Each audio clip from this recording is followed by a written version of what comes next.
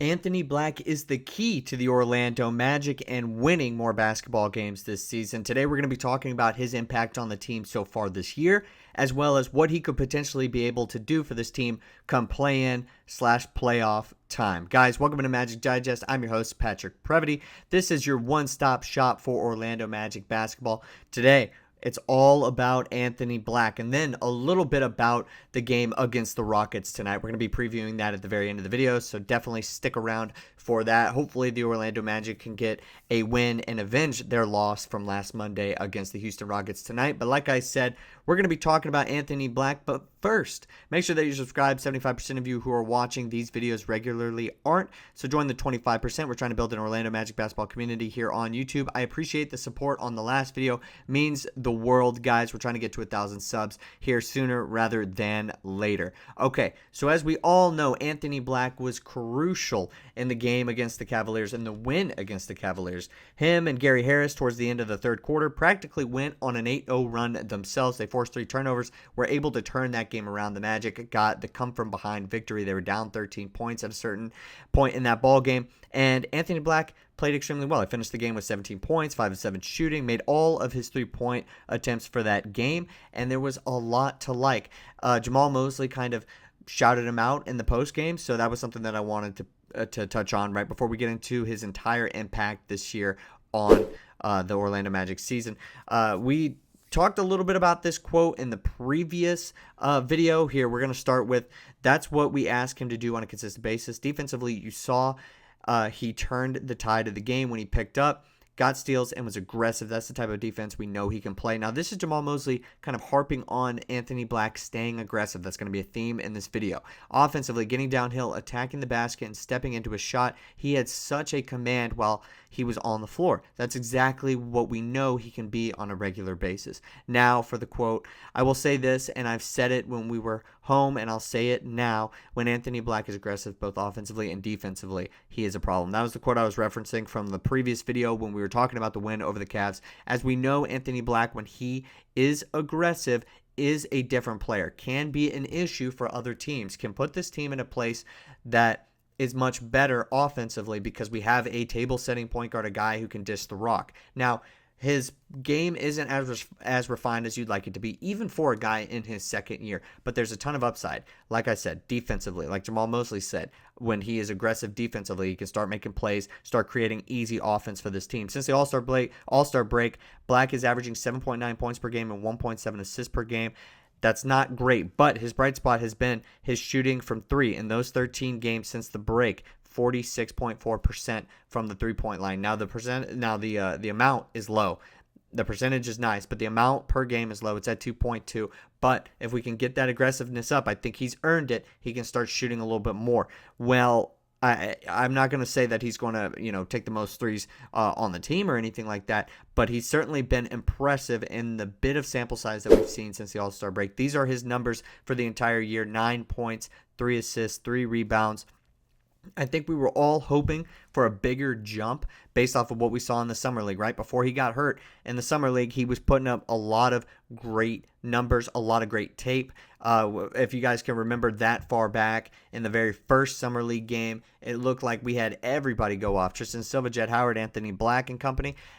They dominated. I believe this was the Cavs Summer League team, if I'm not mistaken, so that's kind of ironic. But they obviously had an amazing game, and we were all very hype. Anthony Black kept that into the next game, and then I think he went down with that ankle injury the following game, or maybe at the very end. I believe it was the Pelicans Summer League. But if we can all go back and remember that, there was a lot of buzz around Anthony Black. He was supposed to be the next point guard for this Orlando Magic team. Obviously, he was drafted in a lottery, and we're expecting more from him. We've seen bits and pieces of that this year, and I think we're starting to see the tide turn a little bit. We know Jalen Suggs isn't coming back. Cole Anthony's still dealing with the toe injury. Gary Harris, Corey Joseph, while they may be interchanged into the starting lineup from time to time, it's really Anthony Black's to take and to conquer. And we've seen it from the three-point line, even though some of his numbers are a bit down since All-Star break. I think that's a really good sign. Obviously, as I mentioned, the Cavs game is an extremely good sign as well. He noted... So I'm basing this all off of an article on Orlando Magic Daily. I wanted to kind of give them some props on this because they have a ton of great stats that I'm pulling from this article to show why I think Anthony Black is so crucial to this team. As you guys know, it's obviously Paolo and Franz, number one, but the Magic and wins, his net rating is plus 13.7 points per 100 possessions. With a 116.3 offensive rating and 102.6 defensive rating. In losses, the Magic, when in losses, it's much worse. He has a minus 0.28 net rating, 104.6 offensive rating, 107.5 defensive rating. The Magic do when Black is on the floor. That's a clear as day difference. When he plays well, this Magic team is winning. When he doesn't, they're struggling to build up that momentum. He has 4 games this season with 20 or more points, and the Magic are 3-1 in those games. Obviously, you don't want to waste any sort of great scoring affair from Anthony Black, but this is not perfect. But when he can score the ball, this is something to watch out for. This Magic team is different. They can replace Jalen Suggs' energy and his production with Anthony Black if he can be slotted right in there. And Magic wins this season. Black averages 10.5 points per game and 3.2 assists per game compared to 7.7 points per game and 2.9 assists per game in losses. He shoots 47.6% from the floor and 42.7% from 3 in wins compared to 35.8% overall and 20.8% from 3 in losses. So when we say we give him that green light, we want him to be aggressive. We know that if he can make those shots, this team can win basketball games. We're looking for that third scorer, and we want him to be aggressive. This was Anthony Black after the game against the Cavs. With the way we went last time and we played them, we knew we had to come in and respond this game. We did a good job coming together and rallying to come back and get the win. This was something that I also believe I touched on in the previous video when we talked about the win against the Cavs. Look, if Anthony Black can gain some confidence and he can get on the right side of things statistically, this team will win basketball games. They will win against teams like the Cavs. Now, I'm not saying that they're going to win a series against the Cavs or against the Celtics or the Knicks or even the Pacers and the Bucks, but this team can easily get to a point where we're saying that, wow, when Jalen Suggs comes back next year, Anthony Black and him can start taking that dual point guard duties, or we can move Anthony Black over to the 2 or something like that, or move Jalen Suggs over to the 2 rather. That probably would fit better. But we can put these guys in a better position to do what they do best. That's play defense, spark plug, and if they can make enough shots, we'll be okay.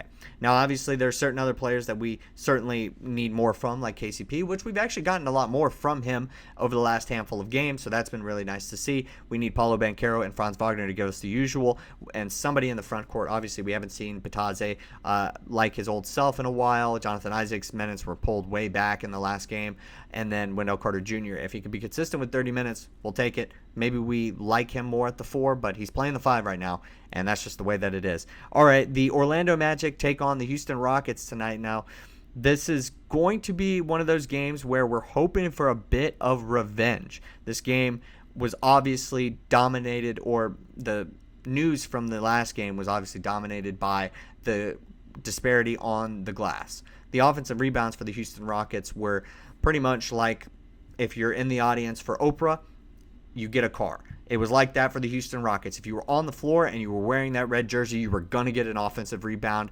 Part of it was because the Orlando Magic just didn't seem like they were ready for the physicality the Houston Rockets had, and then the Bitadze got in foul trouble, this, that, and the other.